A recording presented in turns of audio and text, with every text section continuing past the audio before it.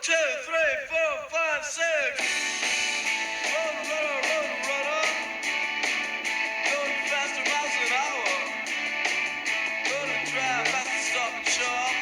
This is another one of those incredible, phenomenal cars. When Ferrari was out with the 275 GTB, it was sort of the king. Story behind Lamborghini. Here we have a Fiat Abarth Monomille. Zagato did this bodywork. These are the famous Zagato double bumps on the head. A lot of people say, oh, that's an interesting, how do they come up with that on the roof? It's because they shaved the car down so thinly that when they needed to have two drivers, they needed to have a place for their heads. So the Fiat double bubble, so the Zagato double bubble is literally a concession to drivers' heads. This is the 750 GT. This is one of my favorite cars, period. You can see the air vents where the air would rush down and cool the engine. This car is just phenomenal. Oh my God, Jesus in heaven. I wish I could tell y'all what this smelled like. I mean, these old car smells, it's just, oh my God.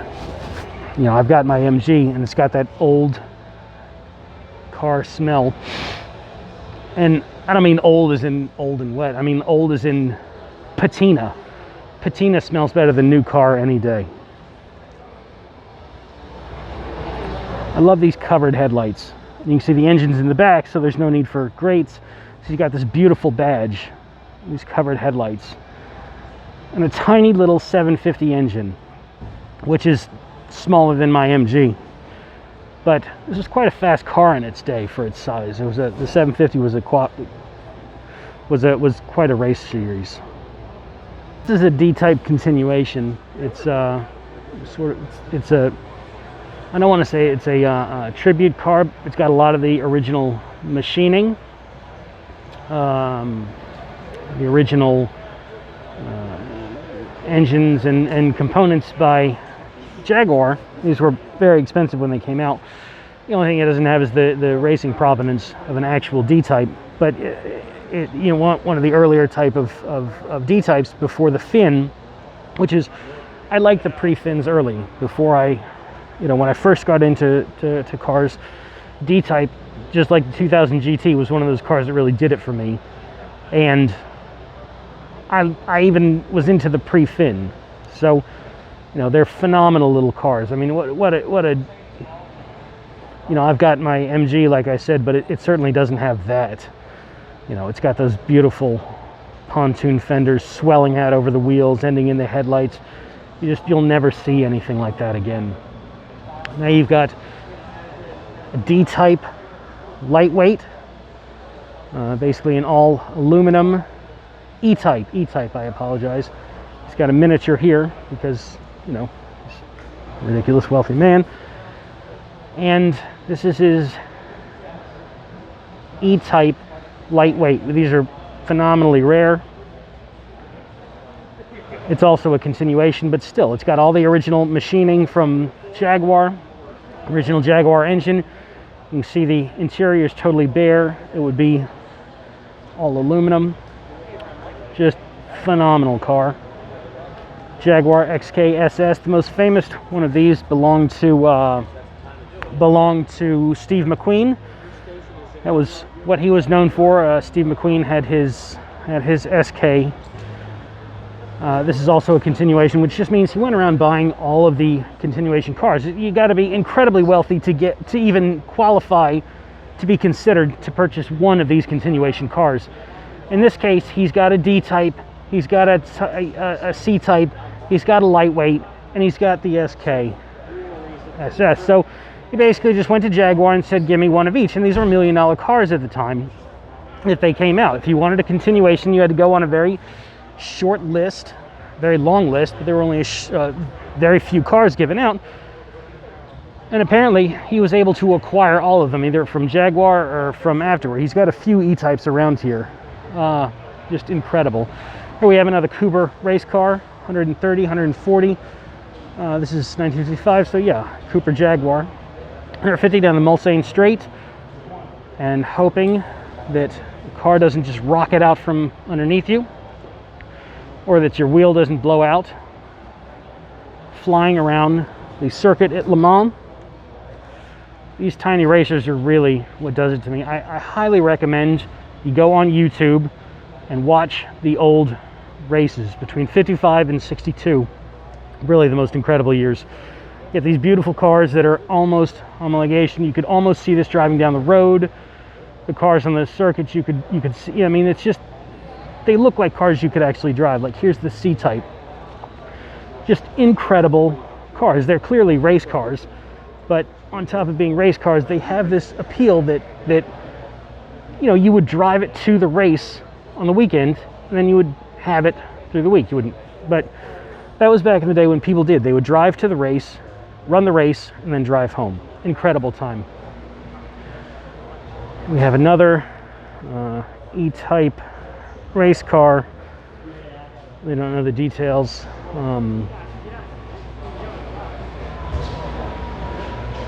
Series 1. Yeah, well, it's a Series 1, yeah, but phenomenal. These covered headlights, that's what I really like. And an Alpine. Are you kidding me? An Alpine 110. I mean, this is a very muscular... You don't really get an idea of how small these cars are because they have such a muscular stance.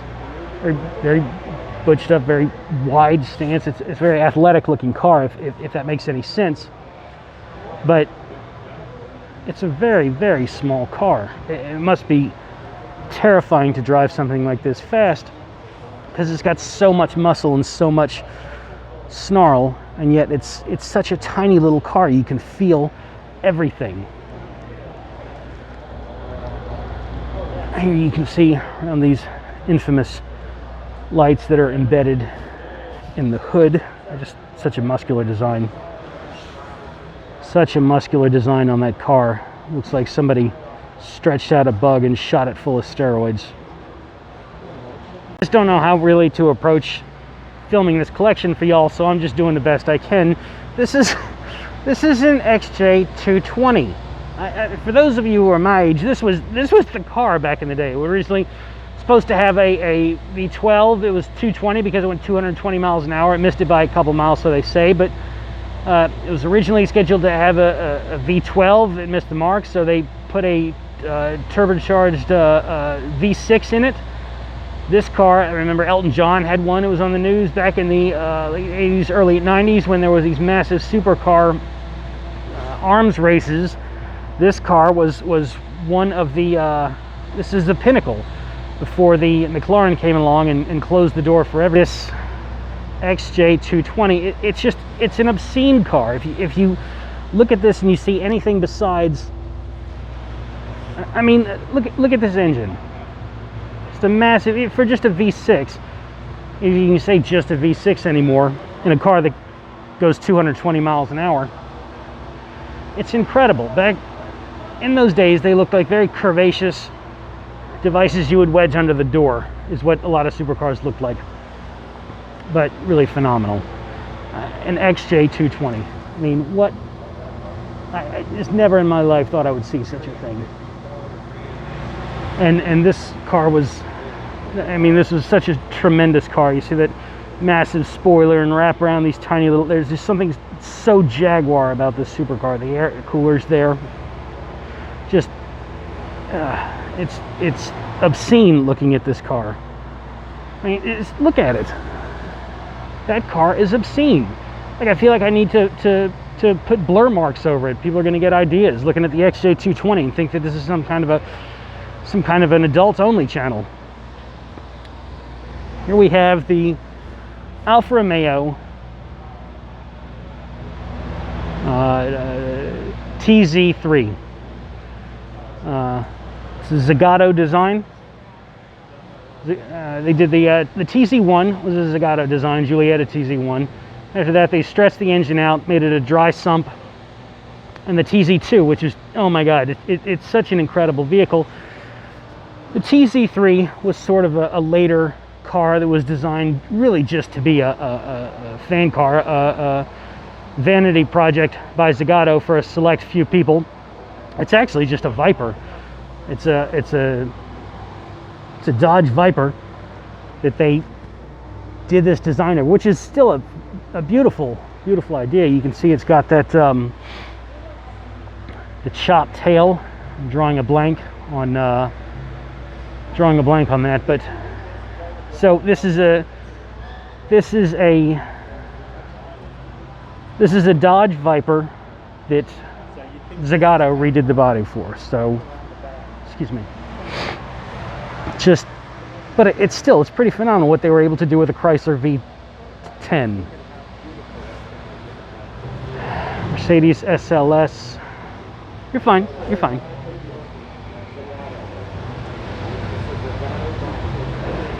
Mercedes SLS. I mean, what a phenomenal this SLS AMG. Let me get started. Okay, so it's got these doors, these phenomenal gullwing doors, and clearly this is a nod to that car. But it's such an incredible car on its own. It really is. And even though, don't get me wrong, the new GTR, whatever it is called, is a really nice car. But gullwing doors and everything about the AMG was just so stupidly incredible. I mean, it's really, and it's, I'm looking at it right now. You got this, seeing so much carbon fiber, it really blows me away. I mean, really, just an incredible car. Here I am. What is wrong? Like, I'm not paying attention to the Daytona Spider. Okay, so here we have a Ferrari Daytona Spider. Daytonas are rare enough and incredible, and Daytonas were the first Ferrari I fell in love with. Daytonas, but to have a Spider is just insane. You can see this has the flip-up headlights too. Originally, it had a plexiglass bar across, and lights, but American regulations you couldn't shine light through plexiglass. So Ferrari came up with the flip-up lights that were then becoming popular on a lot of cars at the time. So handful of them got the chop top, either through private manufacturers or Ferrari approved. This is a red Ferrari convertible. I mean, get the hell out of here. It's a big V12 Grand Tour, and this is the last of the Ferraris with the front engine layout. After this came the 512 Berlinetta Boxer, the BB, that went to the mid-engine until they came out with that car, the Maranello, which is all the way over underneath the Hudson sign. Ferrari's Dino project. Well, this is actually this is post-Ferrari. This is actually just a Dino. So it's sort of a Ferrari, it's sort of not. But this is the 246 GT Ferrari Dino, named after Enzo's son Dino Ferrari, who died. This has got a V6 engine, same V6 engine that was shared by the Fiat Dino. You have an ISO Grifo, which is another insane Italian car with an American engine in it. This says a Chrysler 440, I believe. So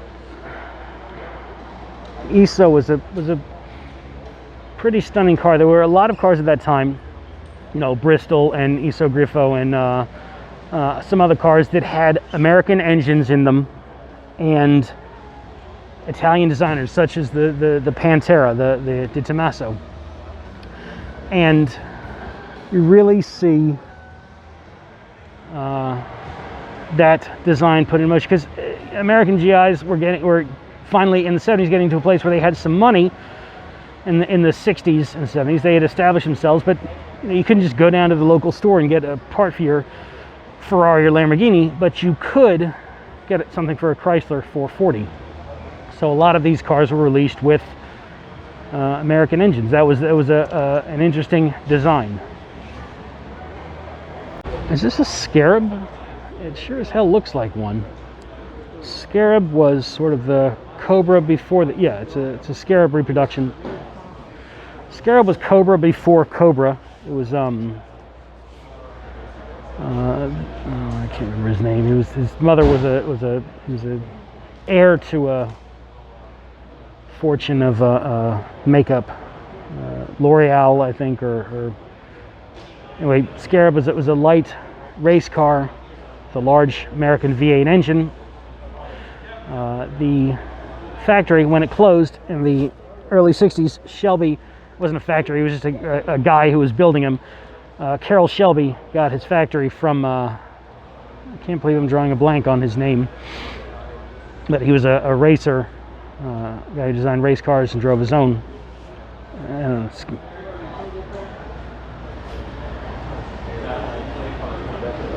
Scarab is, I mean, what a phenomenal, look how long that hood is. I mean, tell me that's not suggestive. Just insane. You just sit way back there. And I've been up at Elkhart Lake when the Scarab goes flying by, and it really shakes the ground with that engine and those massive exhausts coming out the side.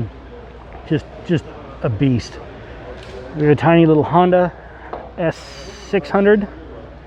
The early Japanese sports cars that came. They made little coupes and also these convertibles they were made in the sort of in the same vein as the British cars that were then popular, but you got a chain-driven Japanese reliability. So not a bad twist. As you can see underneath, it is a chain drive, I believe. I don't know, somebody will probably correct. No, I can see the chain right. So we have this beautiful lime Datsun. Big, powerful inline six. The last of the inline sixes with, look at that. They've taken off the SU carburetors and put twin top draft Webers on it. So, very interesting design. Facel Vega, which is a massive French Grand Touring car. Again, some of these had American V8s in them also, I believe. But this was the car to own if you were a lot of movie stars drove these. You see it had the